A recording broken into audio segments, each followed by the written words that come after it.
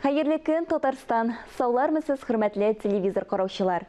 Яңа көнгә изге ният белән туры эфирда тапшыруыбызны башлыйбыз. Мин Айзилә Батырханова һәм тапшыруыбызның иҗат төркеме. Барчагызга уңышлы көннәр, бары сөенечле хәбәрләр теләп калабыз. Бүген 15 октябрь. Язмыш тарафыннан нинди генә сынауларга дучар ителмәсен, тапкырлык һәм күңел көрлегенә урын таба белгән шәхесләр бар.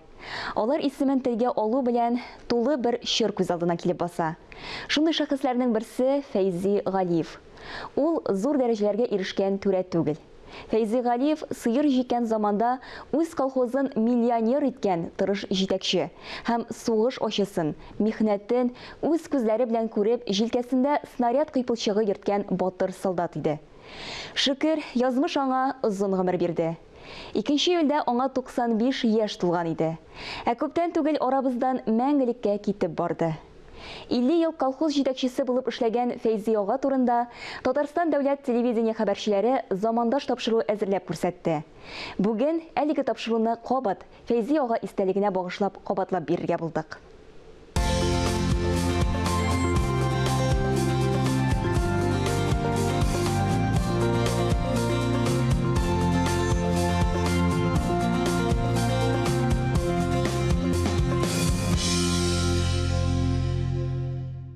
Мен 1925 елның 2 июнендә шушы авылда туган кеше.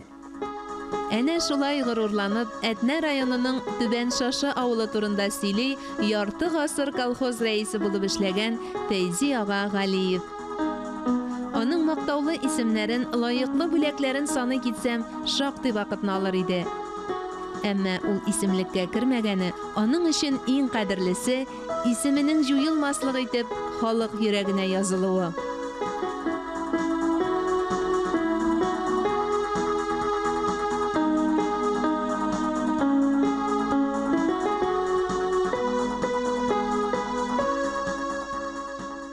Минем җулым ахырында ат белән басуга чыгып китә дидем.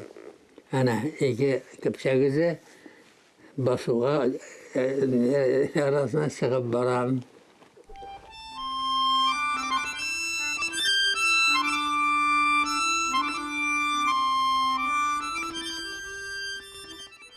Фәйзи Галиевнең гомер юлы.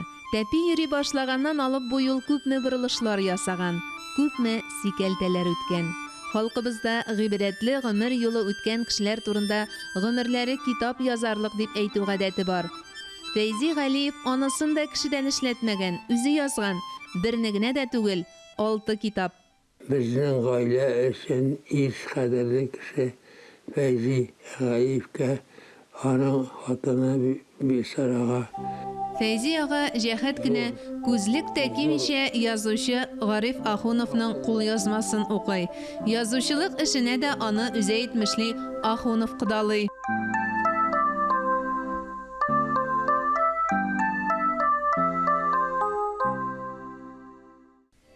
Әлеге китапларда авыл, колхозның үткәне, кешеләре, яшәеше, оешуы, гореф-гадәте, гомумән Фәйзи аганың архивы бай. Сугыштан әнисенә язган хатларын да Фәйзи абый бергә туплап теккән. Әлеге архивны бер авыл белән генә чикләү дә дөрес булмас. Татарстан тарихы бу, ил тарихы. Минем үземә хуҗалык җитәкчесе булып алай ярты гасыр эшләргә насыйп булмады, Фәйзи абый кебек. 5 елдан азын артыграк кына эшләп калдым. Башка эшкә күчәргә туры килде инде. Менә үземнең шул чор хезмәт биографиямнан чыгып караганда да уйлар, кичерешләр, ул эшнең катлаулылыгы, аның борчу мәшәкатьләре, аның өстендә без эшләгән чорларда әле авылның бөтен язмышы шул хуҗалык җитәкчелеге өстендә иде. Фәйзи абый минем өчен әлбәттә ул хуҗалык рәисләренең легендасы. Әйтүе генә ансат, Фәйзи Әхмәт улы рәислек иткән чорда колхоз миллионерга әверелә. Бу идарә кассасында ирекле акча булуы турында сөйли. Ул чакта сум доллардан кыйммәтрәк йөри. Үз сүзле Галиев дәүләт кесәсенә борылып та карамый. 1985 елда Искра колхозы үз хисабына 7 авылда яшәүчеләрнең иләренә бушлай газ кертә. Ул җыенысы 3,5 миллион сумга төшә. Бу акчага ул вакытта 270 КАМАЗ машинасы алып була иде, ди Фәйзи ага. Devlet sıkışasını almadık biz, bir tinde. Sudu beleri, andi tüyelsiz suların ders yok. Biz ucuzuna akşa yaşadık. Geliniz bir an. 7 gün şeytan kakşası var ya kakşası men kirgende. Kaskıda. Başka yok, ekmekte. Bir uç açlıkta yok. Нинди генә кешегә бәһа бирергә уйлаганда, иң элек шул чорны күзалларга, аны өйрәнергә, аннан соң уйлап кына фикер әйтергә кирәк дип искәртә Фәйзи ага безнең көннәр китабында. Ул эшләгән чорда 16 беренче секретарь, 16 авыл хуҗалыгы министры алышынган. Партия райкомының икенче секретаре булып эшли башлагач, үзе безнең хуҗалык җитәкчеләрен районның аның эш тәҗрибәсен өйрәнергә алып килгән идем мин. Хәтерлим, аның белән очрашканны беренче булында, ул шунда каршы алды безнең хуҗалыкка керә торган юл өстендә. Ул безгә бик тәфсилләп сөйләде инде шушы болын пешәненең үзенчәлеге, аның файдалылыгы турында, табигый үлән буларак инде терлекләрнең сәламәтлеге, продуктлыгы өчен инде. Әлбәттә, ул минем күңелгә ул вакытта кирип калды. Искиткеч, зирәк, акыллы, үзе ипле, бик төпле, шул ук вакытта бер очрашуда гына аның күңел кыйысын ачып бетерә торган түгел, искиткеч тирән фәлсәфәле, һәм шул вакытта менә үз фикерен әйткәндә үк сизелеп тора аның ниндидер ныклы кыйбласы барлыгы, үз-үзенә искиткеч ышанганлык, инанганлык һәм үз фикерен һәр очракта якларга, хупларга әзер булуы.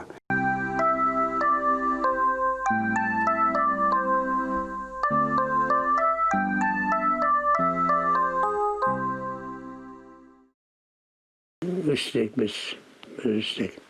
Bizden iş kolxozları respublikada birisi Şəli, 500 hektar bərək oturdular. Birisi biz, birisi Sərdiğin Kamil. Şunlar yarışıb şitarıyıq. Фәйзи ага үзе исән чагында музейда аерым күргәзмәсе булган беренче рәис. Казан арты Арча тарих этнография музее хезмәткәрләре экскурсиягә килүчеләргә Фәйзи Галиев турында бик тәфсилләп сөйли. Alma başı oturttuk biz. 100 hektar alma başı oturttuk. Şundan alma başı oturttuk. Bir vakit tavif gidi. Nasıl şu bakazır. Dedim ya, alma çiçek attı kadar gire. Şundan kanser yanında indi. Kolatsız şundan bardakta da aşın karışkla sevi sattı. No zasaryon dedi. Tabii bu da şahsiyetler yaratadı zaten. Нур Баян исемендәге колхозда Шәрип Шәймиев дигән кеше эшләде. Миңа аның белән очрашкалап сөйләшергә туры килде. Ул Минтимер Шәймиевның әтисе булып чыкты дип яза Фәйзи ага Тормышым байлыгым китабында. Култамгасын куеп китабын Минтимер Шәймиевкә дә бүләк иткән. Татарстанның беренче президенты белән Әтнә районын яңадан кайтаруны башлап йөргәндә якыннан аралашып китә. Сез безнең тормышыбызда, безнең көндәлек тормышыбызда, киләчәгебездә дә, тарихыбызда да зур акыл иясе булып каласыз. 2005 елда иң истәлекле 2 чара булды. Берсе Казанның 1000 еллыгы, икенчесе минем 80 еллык юбилей дип шаярта бүген Фәйзи ага. Шул ук елны ул беренчеләрдән булып Татарстан Республикасы каршындагы казанышлары өчен ордены белән бүләкләнә.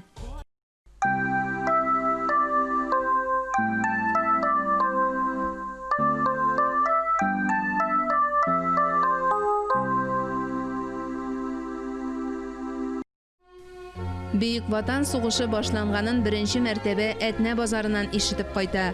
17 яшьлек Фәйзине армиягә алалар. Аннан сугышка. Смоленск шәһәре өчен барган сугышларның берсендә Фәйзи Галиев яралана. 1944 елның башында сугышка яраксыз булып авылга җибәрелә. Кайтып кирдем, мен кайтып барсам, әни Нидершинде 5 метрда жатта иде. аны жырталмыйсы мыншаға түшкен. Мынша ішмейтара мынша енді. Шында қарасам, екінен бірі шыбытаралары, әлі шында бірі шыбытарар, иден балшығысында еген. Яраланып кайткан 19 яшьлек Фәйзинең риза яисә риза түгеллеген сорап та тормый, элеккечә әйтсәк, председатель итеп сайлыйлар. Ул әле бу эшнең 50 елга сузыласын белми. Беренче көннән үк ачлыктан шешенгән 80 кешене ничек итеп исән калдыру әмәлен эзли. Сразу сайдарлар енді. Кеттім ауылда қарап шағырға. Действительно шылай болған. Шуннан, неден, 100 гектар арышлары бар еді. Шуннан, небе ақта, малайларын жиып, шунын жеребегеніне дейіп, арыш басына шықтым. Кіртіп жібердім. Мен шунның қырайынан шында арыш оға шақызды. Қалалшаны қойды мен де вакил телефонды менде хикметке, дәулетке берет арыштығымда тамырдан кішер атағыды бәтмесіне дейді. Мен шулай тұрып әкірін кішер алында менға не қалдым де, исән қалған кішілер болды.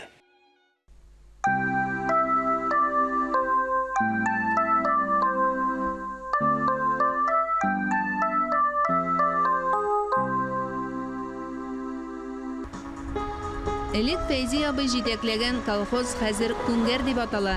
2018 елның апреленнән Күнгәр авыл җирлегенә Фәйзи Галиев исеме бирелде. Мин аларның өйләренә барам. Без аның белән күрешеп, сөйләшеп торабыз, аралашып торабыз. Фәйзи абый үзе бер катлы, ярдәмчел, һәр вакытта да үз фикерен әйтә белгән. Түбән Шашы авылының дәвамы булып, ир-яңа урамда барлыкка килгән Фәйзи абыйның ярдәме белән. Ул урамда әтиәниләреннән аерылып башка чыккан гаиләләр яши.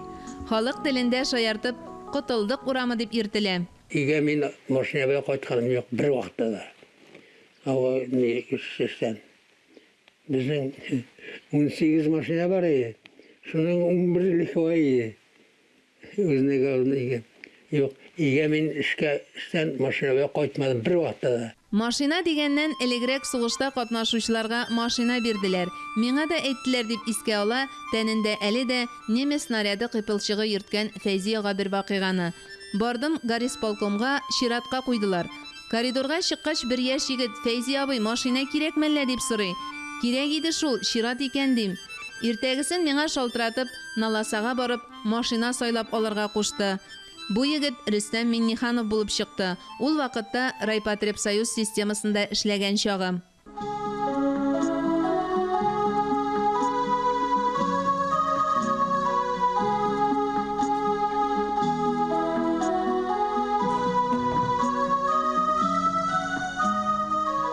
Бу минем улым Фаил бу. Анасы монысы икенче кызым бар. Аның кызы бармасын бер. Килә. Бер хәтгә. Анасын тепче булам. Бір вақытына балалар белән Тырнапис урларга бардык та. Шуннан кайтканда, ана сакаллы Фәйзи киләләр. Бүтән шоуга мин дә җылы мүкәле йөгердем. Кайттым да ди аша утыра. Ул колхоз председатель инде. Кешкә качтым сакаллы Фәйзидән дип бүтән рәхәтләнеп келде инде шунда. Менә шул вакыттан хәтерлим. Фәйзи абыйның эш баласында укытырга туры килде, эш баласына да белем бирдем. Балалары бик таш булдылар. Әтиәнинең каннарыннан киләдер инде ул. Бик яхшы укыдылар. Барысы да югары белем алдылар. Һәм төрле шундый җаваплы эшләрдә эшләделәр. Гел чагыштыра торганнар әти белән инде. Биректә бергә эшли башлагачанда анда теге үз сүзеннән җибәрсәң, честь Фәйзи малай булдың инде дип әйтә торганнар. Ә булай әтидән только уңай яктан. Ан бөтен әйбер положительный инде. Анатынан җитеп булмады инде. Минем улым бу җыртның хуҗасы ул. Шуннан килен, отлично килен туры килде. Тату гаилә булу өчен иреңнең әти-әнисен хөрмәт итәргә кирәк. Иң беренче чиратта. Үзеңне дә уйламыйсың, балаларыңны да уйламыйсың. Башта иреңнең әти-әнисен хөрмәт итәргә кирәк. Аларның һәрбер сүзенә колак салырга, аларның киңәшен тыңларга һәм хөрмәт итәргә кирәк. Менә шул инде тагын нәрсә әйтәсе килә. Безнең матур гына яшәп ятабыз, туганнарыбыз бик әйбәт. Аннары соң инде әткәй белән әнкәй безгә һәр вакыт үрнәк булдылар. Алар әткәй дә бик әйбәт кеше булды. Ул инде күбрәк колхоз эше белән шөгыльләнде инде. Әнкәй инде безнең бик әйбәт кеше иде. Ул һәр яктан уңган булган иде. Тегергә, пешерергә, чәчәкләр үстерергә, үсемлекләр үстерергә, бөтенесенә өйрәтте. Тәрбияләүдә әнинең роле бик зур булды инде. Ул күбрәк шөгыльләнде.